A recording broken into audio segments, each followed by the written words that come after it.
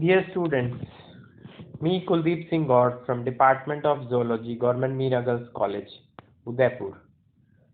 Today we are going to study the general characteristics of class Ostracodermy.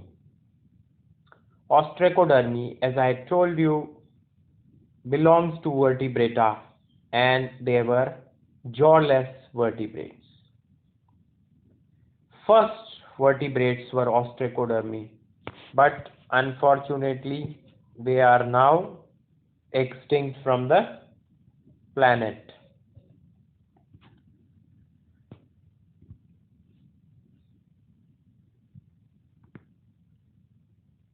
The earliest vertebrates which appeared in the fossil records were the jawless animals, and they look like fish and were exclusively uh, animals which were present in water, and that too freshwater habitat. They were termed as ostracoderms.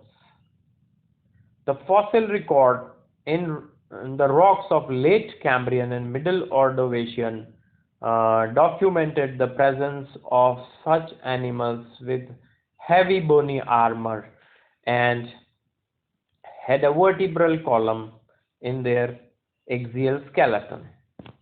The salient features of the ostracoderms were that they were fish-like and dorso-ventrally flat. They had a huge head and a tail fin and a pair of lateral eyes and median pineal eye. They had no jaws, no pectoral or pelvic fins as we can see in fishes, but only have median fins. Their movement was not very swift, they were sluggish in movement and the bottom dwellers in a water body. They could, because of lack of jaw, they could not have variety of food which was present before them and were only filter feeders. They had bones in their endoskeletons and were heavily armored from the prevention of for the prevention of threat from the enemies. The head was encased in a very solid shield made up of bony dermal plates, and the rest of the body was surrounded by smaller plates called as dermal plates. And it is because of presence of these dermal bony plates they got a name called as ostracoderms, which means armored fishes or having bony skin. The word ostracon means shell, and you know the derma means skin. Those ostracoderms means those animals which have skin bearing shell like exoskeleton. When their internal ear was seen, it was found with only two semicircular canals, whereas later and advanced vertebrates they have three semicircular canals. Their heavy exoskeleton had an importance in that they protected against the giant scorpions and eurypterids, other predators of the ostracoderms. Later, when these animals they disappeared, the heavy bony dermal armor was also shed by the later developing ostracoderms, and their descendants showed they developed some jaws.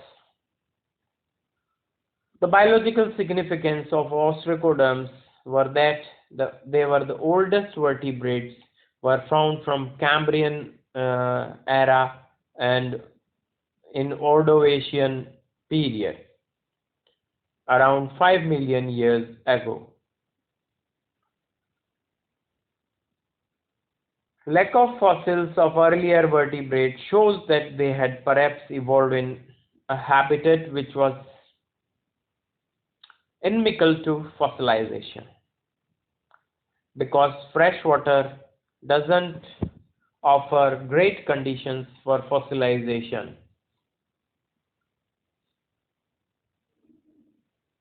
Cartilage was previously considered as primitive precursor of bone, but now bone is considered as more primitive because the first vertebrates, the Ostracoderms, had only bony dermal armor, and the cartilage was developed in later evolutionary times.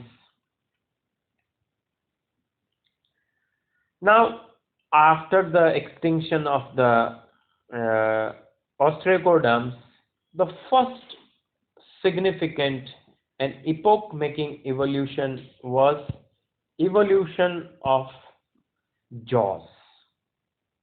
Now, how jaws evolved? That the hyoid arch from the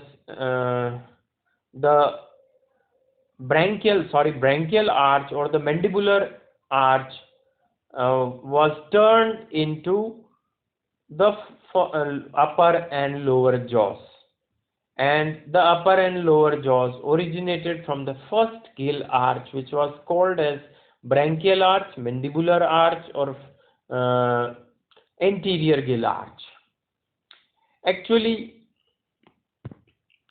this jaw did not develop to grasp new food, but was meant for the better ventilation of gills, because they could generate a force of water, and would the gills got better bathed in water, so the body used to get more amount of oxygen. But the evolution of jaw had seen another significance, that the jaw allowed this group to explore objects or new food, which the Ostracoderms could not utilize even if that was present before them. So you can see in the diagram that this first branchial arch is responsible for the development of jaw. This is the first branchial